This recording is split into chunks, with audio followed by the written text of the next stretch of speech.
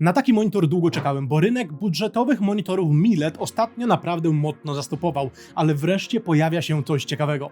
Ten sprzęt ma 27 cali, 1440p, jest na panelu VA Mini LED, ma 300 Hz odświeżania, ma ponad 1152 strefy lokalnego wygaszania, czyli jakby coś bardzo dużo. Dla porównania jest to ponad 3 razy więcej stref niż ostatnio polecany mocno Mini LED od AOC i nadto wszystko na dzień, kiedy to nagrywam, kosztuje, uwaga, 999 zł. Na papierze wygląda to jak taki idealny pomost pomiędzy zwykłymi monitorami LCD, które mają swoje ograniczenia, a pomiędzy OLEDami, które to jednak nadal są jeszcze zauważalnie droższe. Więc co my tak naprawdę tutaj dostajemy i jakie są minusy? Bo jakieś są.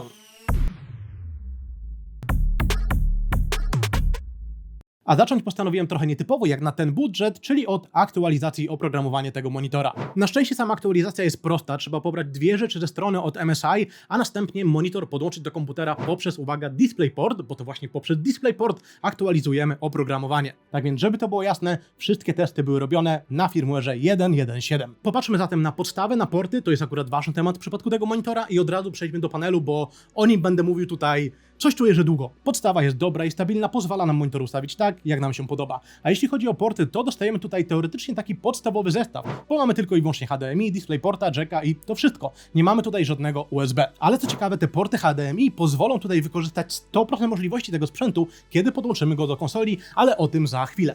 Przejdźmy od razu do panelu. Musimy zacząć od rzeczy najważniejszej. Każdy z Was musi zrozumieć, co to w ogóle jest mini LED, czym on się wyróżnia i co potrafi zrobić. Monitory mini LEDowe to nadal są zwykłe monitory LCD. W tym przypadku mamy do czynienia z monitorem na panelu VA, ale ten monitor posiada tak zwane podświetlenie mini LED. I akurat w przypadku tego monitora możecie go sobie podzielić na ponad 1100 takich prostokącików. I każdy z tych prostokącików może się rozjaśnić albo ściemnić. To są właśnie strefy lokalnego wygaszania. I to one są tak naprawdę ukrytą, prawdziwą, najważniejszą mocą każdego sprzętu mini LED. Żebyście to wszystko lepiej zrozumieli, to popatrzcie proszę na te oto ujęcia. Widzicie tam, że kiedy zmieniam tak zwaną moc local dimmingu na najmocniejszą, to od razu jesteście w stanie na tych bardzo rozjaśnionych ujęciach zauważyć, że ta czerń na tym monitorze zaczyna wyglądać po prostu wręcz przewspaniale. Bo akurat w tych syntetycznych ujęciach, które widzicie, ta czerń dosłownie jest w stanie się wręcz w pełni wygasić. Tak więc tam światła po prostu w ogóle nie ma, a światło jest tylko i wyłącznie w tych strefach, gdzie widzimy ten biały pasek. To jest właśnie moc paneli mini LEDowych. Dzięki tym strefom są w stanie uzyskać znacznie lepszy kontrast, znacznie lepszą część. W idealnych warunkach są w stanie uzyskać nawet kontrast teoretycznie nieskończony, bo taką strefę mogą po prostu wyłączyć, ale musicie wiedzieć, że zwłaszcza w treściach HDR-owych tego rodzaju monitory są w stanie uzyskać znacznie wyższą jasność niż w zwykłym SDR-ze. I od razu Wam to po prostu pokażę. W SDR-ze ten monitor dobija do prawie że 600 nitów, co jest wartością bardzo, ale to bardzo wysoką. Ale w HDR-ze jest w stanie w idealnych warunkach dobić do nawet, uwaga, 1800 nitów. To jest wartość, która jest po prostu absurdalna. Ale od razu zaznaczę jedną bardzo ważną rzecz. To, co my jesteśmy w stanie uzyskać w testach syntetycznych, tych perfekcyjnych, nie będzie oddawać tego, co naprawdę taki monitor może pokazać w realnych treściach, ale do tego za chwilę sobie przejdziemy, bo te prawdziwe możliwości tego sprzętu pokażą się właśnie w HDR-ze.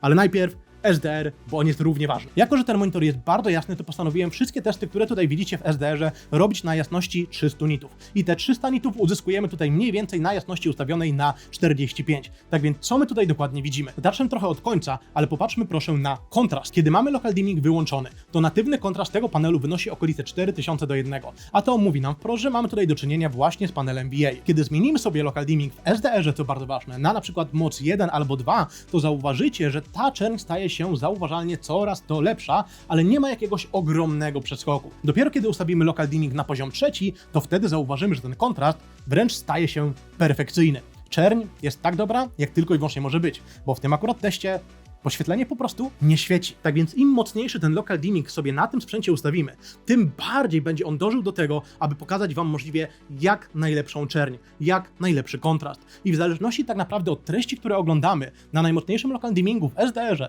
ten kontrast może wynosić 10,000:1, może wynosić 20,000:1, a może być teoretycznie nieskończony. Jednak w realnych treściach bardzo rzadko akurat ta idealna opcja Wam się pokaże. Jednak mimo wszystko ten monitor jest w stanie uzyskać nieporównywalnie lepszy kontrast niż jakikolwiek inny zwykły monitor LCD, który tego rodzaju podświetlenia po prostu nie ma. I to jest zdecydowanie plus paneli mini LEDowych. Ale niestety tego rodzaju podświetlenie i takie algorytmy, które są w monitorach w tym segmencie cenowym, mają też swoje minusy. Więc popatrzmy teraz na jasność tego sprzętu, ale podkreślam w SDR-ze. Możecie zauważyć w SDR-ze, że kiedy włączam local dimming, to jasność szczytowa bieli na małych oknach dosłownie nam spada. Dlaczego? Ponieważ im mamy mocniejszy local dimming, tym bardziej ten monitor sobie myśli, dobra, chwila, ten użytkownik chce, żebym ja mu pokazał możliwie jak najlepszą czerni, jak najlepszy kontrast, więc ja po prostu pewne coraz to mniejsze rzeczy, jeśli wokół nich jest coś ciemnego, będę możliwie jak najbardziej zaciemniał. I to niestety jest pewien minus budżetowych, tańszych monitorów mini-LEDowych. Te algorytmy, które są w tych sprzętach, są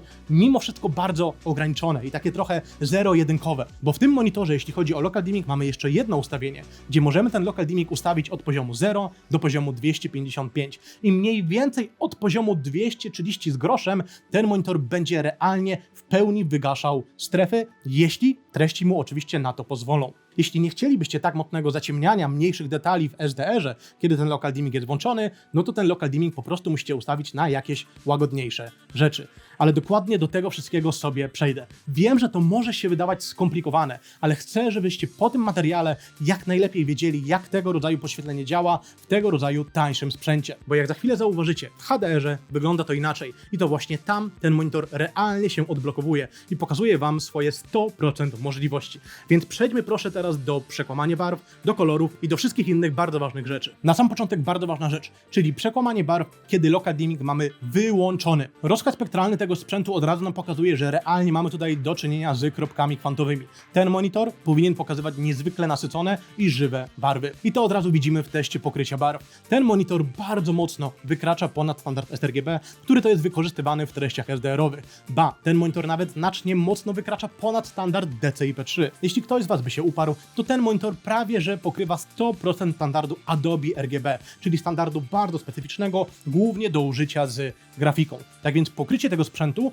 jest przeogromne. Tylko i wyłącznie na dzień dzisiejszy praktycznie monitory QD OLED mają pokrycie, które jest większe i które idzie troszeczkę bardziej bliżej standardu BT2020. Tutaj tę zieleń mamy troszeczkę kopniętą, ale na razie na to nie zwracajmy uwagi. Na fabrycznych ustawieniach zauważymy też, że temperatura barwowa, przynajmniej mojego egzemplarza, jest obłędna. Jest bardzo dobrze dostosowana, jest bardzo bliska punktowi D65. A kiedy popatrzymy sobie na gammę, to ona wygląda tak. I zapamiętajcie sobie te wartości, bo ona za niedługo będzie wyglądać całkowicie inaczej. Tak więc kiedy połączymy sobie te wszystkie właściwości, o których mówiłem przed chwilą, to dostajemy sprzęt, którego przekłamanie barw jest bardzo wysokie. Dlaczego? Bo po prostu ma przeogromne pokrycie. Bardzo mocno przekłamuje i przesyca nam kolory. Ja bardzo często w moich materiałach mówię, że jeśli Wam tego rodzaju przesycone kolory się po prostu podobają, to bardzo dobrze, po prostu sobie z nich korzystajcie.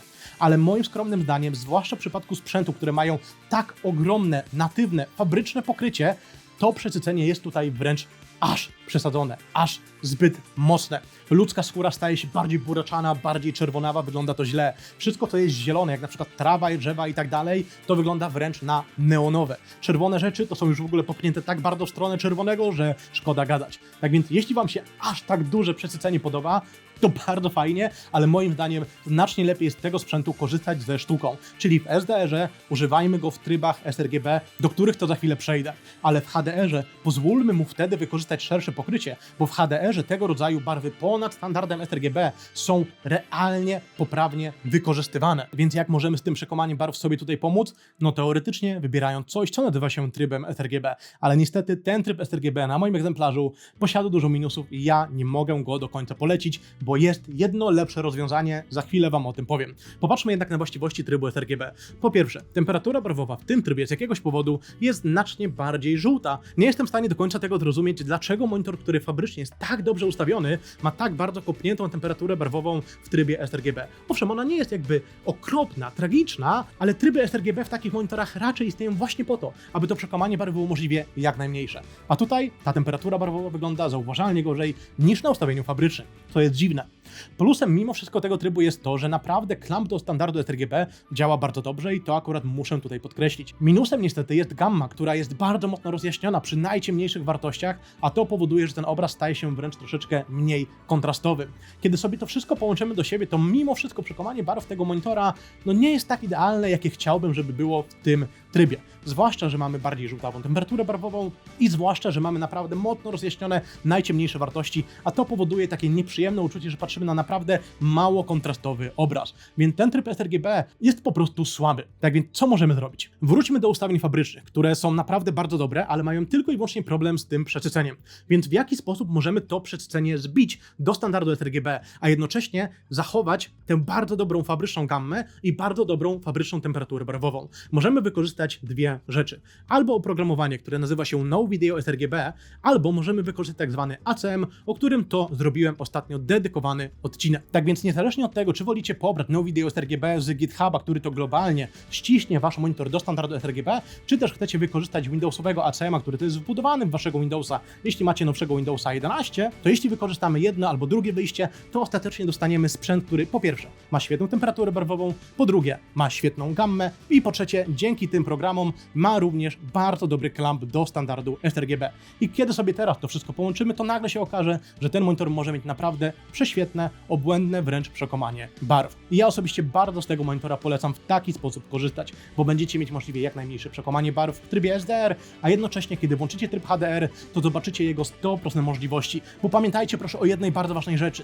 Jeśli w SDR-ze będziecie z monitora korzystać na jego pełnym gamucie, na jego ogromnie przesyconych kolorach, to kiedy włączycie HDR, on będzie wyglądał dla was na bardzo wyblakły, ponieważ w HDR-ze będziecie widzieć znacznie bardziej poprawne barwy. Trzeba o tym wiedzieć, bo ten monitor w HDR-ze naprawdę dużo potrafi. Ale przejdźmy teraz do innych właściwości, bo musimy teraz popatrzeć na to, jak wygląda przekomanie barw, ale kiedy włączymy Local Dimming, bo wtedy ono całkowicie się zmienia. I mówiąc wprost, żeby to było jasne, jeśli chcielibyście kupić ten monitor i na przykład działać z nim jakkolwiek z grafiką, chcielibyście mieć możliwie jak najmniejsze przekomanie, to nie możecie korzystać z Local Dimmingu. Koniec, kropka. Local Dimming ma przeogromny wpływ, jak bardzo zaciemniony jest wasz ekran. Więc teraz, kiedy popatrzycie sobie na gammę, to ja zrobiłem testy gammy na różnej wielkości okien oraz na różnym tle. Możecie zauważyć, że w zależności od tego, jaką wielkość okna testowałem, to ta gamma, która przed chwilą na tych ustawieniach wyglądała po prostu perfekcyjnie i idealnie podążała za standardem 2.2, nagle jest przykładowo znacznie bardziej zaciemniona. Monitor pokazuje wam rzeczy, które są znacznie ciemniejsze niż powinny być. Postanowiłem zrobić również test gammy, kiedy tłem był po prostu mój pulpit, tak żeby możliwie jak najlepiej odzwierciedlić to, co widzielibyście mniej więcej w jakichś realnych treściach. I możecie zauważyć, że kiedy mamy włączony Local Dimming na poziomie trzecim, czyli ten Local Dimming możliwie najbardziej agresywny, który chce nam dać możliwie jak najlepszy kontrast, no to zauważycie, że to przekomanie nadal znacząco nam wzrasta względem ustawień bez Local Dimmingu. Tak więc to jest coś, co ja chcę wam bardzo mocno przekazać. Kiedy włączycie w SDR-ze ten najmocniejszy Local Dimming, a według mnie wieczorem czy w nocy musicie z niego korzystać, bo to jest Local Dimming, który daje wam najwięcej, jeśli chodzi o kontrast. Poziom 1 czy poziom 2, one prawie że nic nie robią w SDR-ze, bo w HDR-ze, jak za chwilę zauważycie, dosyć dużo się zmieni, no to niestety musicie się liczyć z tym, że przekomanie barw waszego monitora po prostu leci tak naprawdę nie wiecie nawet w jaką stronę. Oprócz tego widzicie też na tym właśnie ujęciu, że im mamy mniejszy prostokącik w SDR-ze, tym on coraz bardziej się zaciemnia. Ale oprócz tego ten prostokącik, im jest mniejszy, on tak naprawdę jest coraz bardziej zimnawy, coraz bardziej niebieskawy. Tak więc pomimo tego, że mamy tutaj ponad 1100 stref lokalnego wygaszania i pomimo tego, że ten monitor pod względem bloomingu wygląda po prostu fantastycznie, to jest coś, co ja muszę tutaj zdecydowanie pochwalić, to jeśli szukacie monitora, który jednocześnie ma jak najlepszą czernię, albo wręcz idealną czerń, ale jednocześnie chcielibyście zawsze mieć możliwie jak najmniej przekomane barwy, no to tego tutaj po prostu nie dostaniecie. To jest bardzo ważny, fundamentalny problem tego rodzaju tanich mini LEDów również z jeszcze jednego powodu. Mianowicie, według mnie, jeśli korzystacie z tego monitora na co dzień, przeglądacie internet i tak dalej, to wtedy polecam Local Dimming mieć zawsze wyłączony. Bo jeśli będziecie mieli ten Local Dimming włączony, a będziecie ciągle zmieniać jakieś strony, patrzeć na różne rzeczy i tak dalej, to ciągle będziecie widzieć bardzo dużą fluktuację jasności. A kiedy przejdziecie sobie z jakiegoś Discorda, który to przecież jest szarawy, jest ciemnawy, więc od razu ten Local Dimming będzie nam ściemniał te wartości. I kiedy nagle sobie przeskoczycie na jakąś białą stronę, to dostaniecie po prostu flashbangiem po oczach. Dlatego też podczas zwykłego, normalnego, codziennego użytkowania Local Dimming polecam mieć wyłączony, bo on ma bardzo duży wpływ na wszystko, co widzicie, zwłaszcza na jakieś mniejsze czcionki, które na ciemnym tle będą bardzo mocno zaciemnione, a Local Dimming polecam mieć włączony wtedy, kiedy na przykład w coś gramy albo coś oglądamy, bo wtedy paradoksalnie to prawie że nie przeszkadza. Tak więc mówiąc wprost, żeby to było jasne, jakie są moje ustawienia polecane do SDR-u? Po pierwsze, na ustawieniach fabrycznych polecam korzystać albo z No Video sRGB, albo z Windowsowego ACM-a, żeby nie mieć przekomanych i przesyconych barw. Po drugie, jeśli chodzi o Local Dimming, wieczorem czy w nocy ten Local Dimming ustawiony na poziom trzeci działa najlepiej,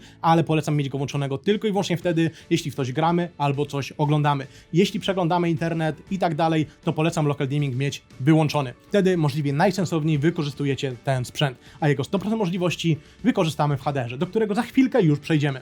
Tylko najpierw jeszcze kilka bardzo ważnych innych aspektów. Po pierwsze, równomierność ekranu, ta jest po prostu fantastyczna i to jest tak naprawdę naturalna cecha monitorów mini LED, ponieważ one po prostu tych LEDów z tyłu mają dosłownie tysiące. Po drugie, kąty widzenia. Te niestety są troszkę słabsze. Nawet pod mniejszym kątem jesteśmy w stanie zauważyć zaciemnienie naszego sprzętu i utratę tej saturacji. Jednak tragedii nie ma. Po trzecie, jeśli chodzi o fonty czy rozkład subpikseli, to sami widzicie, jak to wygląda i pod tym względem nie mam jakichkolwiek zastrzeżeń, a jeśli chodzi o powłokę na tym sprzęcie, to ona jest bardziej matowa, jak zdecydowana większość sprzętów na rynku. Co bardzo ważne, kiedy popatrzymy na czerń tego monitora spod jakiegoś kąta, to ona wydaje się troszeczkę bardziej taka ala magentowa. Mi to nie przeszkadzało w codziennym, zwykłym użytkowaniu, ale też siedzę około metr od jakiegoś monitora. Jeśli ktoś z Was z jakichś na przykład zdrowotnych przyczyn musiałby być bardzo blisko monitora, to warto, żebyście przynajmniej o tym wiedzieli, bo być może to jest jakiś minus akurat dla Was. No i dla ciekawskich zmierzyłem również pobór prądu, jednak pamiętajcie tutaj proszę, że w przypadku monitorów mini LED, kiedy mamy włączony local dimming, ten pobór prądu jest w 100% zależny od tego, co na tym monitorze widzimy. Przejdźmy wreszcie do HDR-u i zaczynamy od razu od jasności w tym HDR-ze. Ten monitor posiada dwa tryby HDR, HDR Peak 1000 oraz HDR 400. Ja w przypadku tego monitora polecam ten tryb HDR Peak 1000, chyba że chcecie, aby on był troszeczkę ciemniejszy, to wtedy możecie wykorzystać tryb 400. Ale przejdźmy do dokładnego testu jasności. Na początek popatrzcie na to. Możecie zauważyć, że w tym trybie HDR, kiedy włączymy ten najmocniejszy local dimming, to monitor ten teoretycznie jest w stanie uzyskać wręcz absurdalną jasność. I to jak najbardziej jest prawda. Ale w realnych, zwykłych treściach takiej jasności praktycznie nigdy nie zauważycie. Może się to wydawać nietypowe, ale prawda jest taka, że to właśnie local dimming ustawiony na poziom 1 albo 2 będzie paradoksalnie jaśniejszy od local dimmingu ustawionego na poziom 3. I od razu chciałbym od tego zacząć, bo po prostu trzeba to zrozumieć. Popatrzcie proszę na to ujęcie kalibracyjne jasności na naszym sprzęcie. Teoretycznie możecie zauważyć, czy to na wykresie, czy po prostu na kolorach na tym sprzęcie, że ten monitor jest w stanie dobić do tych nawet 1800 nitów, co jest wartością absurdalną. Ale teraz popatrzmy proszę, jak ten monitor ustawiony w taki sam sposób wygląda w Cyberpunku. I to niezależnie od tego, czy ustawiłbym go w sposób poprawny, czyli wykorzystując 1800 nitów jako jasność szczytową w ustawieniach Cyberpunka, czy zmieniając te wartości trochę w lewo albo w prawo. Możecie zauważyć, że tych 1800 nitów praktycznie nigdzie tutaj nie ma. Ten monitor w realnych treściach jest w stanie uzyskać około 800, 900, 1000 nitów. W niektórych przypadkach nawet trochę więcej. Dlaczego? Bo kiedy ten monitor w HDR-ze ma ustawiony najmocniejszy local dimming, który to daje nam możliwie jak najlepszy kontrast i jak najlepszą czerń, ale jednocześnie w HDR-ze jest w stanie uzyskać jak najwyższą jasność w teście syntetycznym, to ten najmocniejszy local dimming jest niezwykle agresywny. W takim znaczeniu, że nawet jeśli wokół jakiejś jaśniejszej rzeczy jest coś ciemnego, to on od razu będzie starał się to wszystko ściemnić, żeby pokazać Wam jak najlepszy kontrast, jak najlepszą czerń i jak najmniejszy blooming. A tą maksymalną jasność on owszem jest w stanie uzyskać w teście syntetycznym, ale zwróćcie proszę uwagę, że najwyższą jasność uzyskujemy, kiedy praktycznie 50% albo 75% naszego monitora to jest 100% biel, idealna biel. Czegoś takiego w realnych treściach po prostu nie ma. Więc kiedy teraz widzicie te wszystkie porównania na local dimmingu trzecim oraz drugim, to paradoksalnie monitor ustawiony na local dimming drugi jest zauważalnie jaśniejszy od trójki, która to stara się uzyskać jak największy kontrast. Żeby to tylko było jasne, jasność w okolicach 800, 900, 1000 nitów to nadal jest wartość wręcz astronomiczna. To jest obłędna wręcz jasność. Ten sprzęt jest naprawdę bardzo, bardzo jasny. Tylko po prostu chcę Wam to wytłumaczyć, a teraz wreszcie jestem w stanie Wam to realnie pokazać w realnych treściach, że testy syntetyczne jasności, a testy w realnych treściach to nie zawsze jest to samo. Zwłaszcza w przypadku tanich monitorów mini LEDowych. Tak więc mówiąc wprost, jeśli chcielibyście uzyskać możliwie jak najwyższą jasność i chcielibyście na przykład, żeby w ciągu dnia ten monitor robił jak największy efekt wow w tym trybie HDR, to polecam wtedy wykorzystać Local Dimming 2. Bo chociaż ten Local Dimming 2 nie pokaże Wam idealnej czerni i najlepszego kontrastu, to w ciągu dnia czy w jasnym pomieszczeniu nie musi tak naprawdę tego robić, bo nasz wzrok jest przyzwyczajony do bardzo wysokiej jasności, więc nawet czerń, która nie jest idealna, będzie wtedy wyglądała bardzo, bardzo czarno.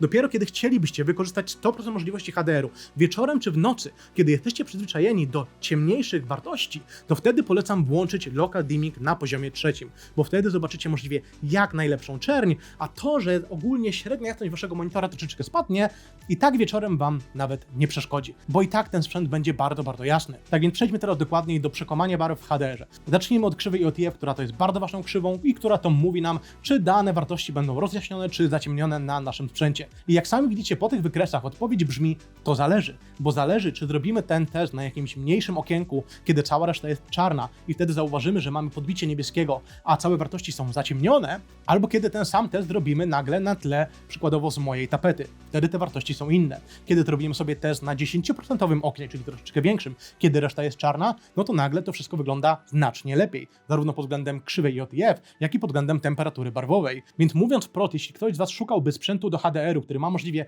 jak najmniejsze przekomanie i ma Wam pokazać obraz jak najbardziej zgodny ze sztuką, to niestety, ale tego rodzaju monitory mini LED będą ograniczone pod względem działania tego algorytmu, który jest w środku. On jest po prostu zbyt prosty. Nie jest w stanie tego przetworzyć możliwie jak najbardziej perfekcyjny sposób. Kiedy popatrzymy sobie na kwestię pokrycia barw tego sprzętu w HDR-ze, to jest bardzo duże. Jednak jednocześnie w testach saturacji jesteśmy w stanie zauważyć, iż ten monitor będzie miał trochę problemu z przekomaniem barw. Głównie tak naprawdę ze względu na tą zieleń, która jest troszeczkę bardziej kopnięta i która nie idzie tak bardzo w stronę standardu BT2020. Kiedy teraz sobie dokładnie popatrzymy na kwestię dotyczącą przekonania barw właśnie, to zauważymy, że ono jest po prostu wysokie. Tak więc według mnie to jest sprzęt, który w HDR-ze jest w stanie uzyskać bardzo wysoką jasność maksymalną, jest w stanie uzyskać naprawdę świetny kontrast, ale ma też mimo wszystko wysokie przekonanie barw. Zarówno ze względu na same barwy, jak i na kwestię tego, jak ten local dimming, zwłaszcza ten najmocniejszy, który daje nam najwięcej wieczorem czy w nocy, po prostu działa. Przejdźmy zatem wreszcie do grania. Zacznijmy od input laga, który to zmierzony jest bardzo dobry. Monitor nie ma problemu z przetwarzaniem obrazu i ten input lag jest bardzo niski. Mamy tutaj 300 Hz, więc sprzęt jest niezwykle responsywny i pod tym względem jest to jego ogromny plus. Druga bardzo ważna rzecz to oczywiście smużenie, czyli czas reakcji pikseli. Na początek popatrzmy sobie na dokładne wartości, które zmierzyłem oscyloskopem. Możecie zauważyć tam naturalną charakterystykę paneli VA, czyli najciemniejsze wartości są najwolniejsze, ale wszelkie jakiekolwiek jaśniejsze przejścia są bardzo, bardzo szybkie. I to właśnie te rzeczy bardzo ładnie widzimy na zdjęciu UFO. Jesteście w stanie tam zauważyć, że największą smugę za ufolutkiem zauważymy u samej góry, czyli na najciemniejszym tle. Jednak mimo wszystko i tak to smużenie jak na panel VA jest naprawdę bardzo dobre. Jest oczywiście gorsze niż na jakichś szybkich IPS-ach, o panelach OLEDowych nawet nie ma sensu mówić, ale jak na panel VA porównując do innych monitorów na panelu VA, to jest smużenie, które jest naprawdę bardzo, bardzo dobre. Dodatkowo, jeśli jesteście osobami, które trochę nie widzą tak zwanego overshootu, to ten czas reakcji pikseli możecie sobie na tym monitorze nawet podbić na poziom wyżej i wtedy to smużenie jest nawet mniejsze, ale z widocznym overshootem na tych najciemniejszych wartościach. Co bardzo ważne i to akurat mnie bardzo pozytywnie ostatnio zaskakuje, to ten monitor bardzo dobrze działa ze synchronizacją, więc polecam z tego korzystać. Mamy tutaj bardzo szeroki zakres działania synchronizacji do praktycznie 300 Hz, tak więc ja polecam tego G-Synca czy FreeSynca mieć tutaj włączonego zawsze, bo kiedy popatrzycie sobie na testy w Pendulum czy testy w Cyberpunku, to nie zauważycie jakiegokolwiek migotania. Ja osobiście to migotanie widziałem tylko i wyłącznie w jakichś ekstremalnie ciemnych wartościach, kiedy miałem mniej FPS-ów albo podczas ekranów ładowania. Jednak podczas normalnej, zwykłej rozgrywki ciągle tego G-Synca miałem tutaj włączonego, bo po prostu działa to tak dobrze. Oprócz tego, kiedy tak zwany overdrive mamy ustawiony na moc fast, to ten czas reakcji pikseli jest bardzo dobry, niezależnie od tego, czy mamy bardzo wysoki klatkarz, czy kiedy mamy tych klatek znacznie mniej, a mamy włączonego G-Synca. Bo nawet na tych mniej więcej 80 FPS-ach ten overshoot jest bardzo mały i słabo widoczny. Tak więc jeśli chodzi o granie, to muszę ten sprzęt pochwalić, bo mamy świetny input lag, bardzo wysokie odświeżanie, świetną responsywność, bardzo dobrze działającego G-Synca i mamy smużenie, które chociaż nie dorównuje szybkim panelom IPS ani OLED, to i tak jak na panele VA wygląda bardzo, ale to bardzo obiecująco.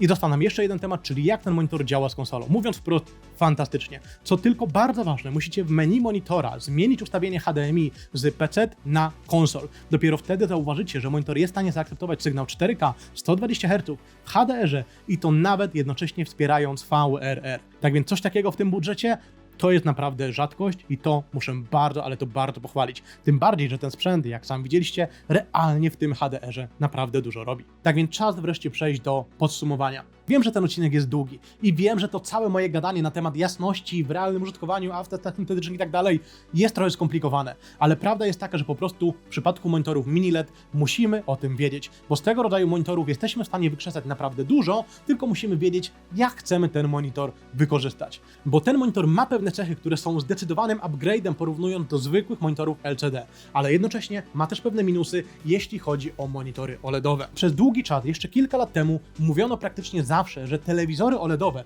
są do sypialni, a telewizory mini LED są do salonu. Aktualnie na rynku telewizorów to już jest stare powiedzenie, bo telewizory OLEDowe stały się tak bardzo jasne, że naprawdę coraz lepiej radzą sobie nawet w jasnym salonie. Jednak na rynku monitorów myślę, że to stwierdzenie nadal jest mocno prawdziwe, bo przeogromnym plusem tego właśnie monitora, który dzisiaj testowaliśmy, jest to, że jest on w stanie uzyskać nieporównywalnie wyższą jasność całego ekranu niż monitory OLEDowe. Jeśli ktoś z Was szuka monitora do bardzo jasnego pomieszczenia, macie jakieś duże okno albo drzwi balkonowe i po prostu nie chcecie siedzieć w ciemnawym pomieszczeniu i nie chcecie po prostu zasłaniać tego rodzaju okien, to takie właśnie monitory mini LED według mnie są właśnie skrojone do Was, bo jednocześnie jesteście w stanie uzyskać bardzo wysoką jasność w SDR-ze, a oprócz tego jesteście w stanie uzyskać bardzo wysoką jasność w HDR-ze, zwłaszcza kiedy będziecie korzystać z tego trybu drugiego, gdzie uzyskacie jak najwyższą realną jasność w Waszych treściach, a to, że nie będziecie widzieć wtedy jak najlepszego kontrastu, w jasnym pomieszczeniu Wam po prostu nie będzie przeszkadzać. Więc to jest plus, z którym monitory OLEDowe po prostu nie są w stanie walczyć, bo ten monitor zawsze będzie w stanie uzyskać zauważalnie wyższą jasność średnią całego ekranu. Jednak jednocześnie tego rodzaju mini LED jest w stanie uzyskać bardzo dobry kontrast, bardzo dobrą czerń, ale jak sami zauważyliście, ta najlepsza tak naprawdę czerń niestety przychodzi wraz z najmocniejszą mocą local dimmingu, a ten bardzo mocny local dimming po prostu powoduje znacznie wyższe przekomanie barw i zaciemnienie wielu rzeczy na naszym ekranie, porównując do standardu, do wartości referencyjnych. I po prostu trzeba o tym wiedzieć. Według mnie, dopóki tego rodzaju budżetowe monitory mini LED będą tylko i wyłącznie nieznacznie droższe od zwykłych opcji VA, a jednocześnie będą też zauważalnie tańsze od OLEDów, to według mnie są idealnym takim środkiem dla niektórych z Was. Bo dodając około 200-300 zł do budżetu, możecie dostać właśnie tego mini LEDa, czyli jednocześnie sprzęt, który może być zauważalnie jaśniejszy i jednocześnie sprzęt, który może mieć też zauważalnie lepszą czerń niż zwykłe monitory VA za około 600-700 zł tej samej wielkości i rozdzielczości, ale też co ważne na mniejszym odświeżaniu, no bo te 300 Hz tutaj to też jest duży plus. A jednocześnie chcecie mieć topową czerń, a tak wysoka jasność maksymalna Wam po prostu nie jest potrzebna, no to nadal będę Was kierował w stronę tak naprawdę monitorów OLEDowych, bo one robią to po prostu możliwie jak najlepiej. Na dzień, kiedy to nagrywam, jako że ten MSI jest nawet tańszy od legendarnego mini LEDa od AOC, który to na tym rynku już jest chyba dobre 3 lata, albo nawet więcej niż 3 lata, to ten MSI ma dodatkowo znacznie więcej strefy lokalnego wygaszania i oprócz tego ma jeszcze wyższe odświeżanie, tak więc aktualnie to będzie moja główna rekomendacja, jeśli chodzi o tanie monitory mini LED. Ale jak sami widzicie po tym odcinku, idealne one w ogóle nie są i mają pewne problemy. Ale te problemy związane z przekomaniem barw niektórym z Was po prostu mogą wręcz w ogóle nie przeszkadzać. Bo jeśli szukacie możliwie jak najjaśniejszego sprzętu, albo sprzętu, który po prostu ma Wam dać możliwie jak najlepszą czerń za jak najmniejszą ilość pieniędzy, no to właśnie to tutaj dostajecie. Tak więc mi nie zostało nic innego, jak po prostu życzyć Wam miłego dnia, wieczoru, co kiedykolwiek to oglądacie i do zobaczenia w następnym odcinku. Trzymajcie się, cześć, pa.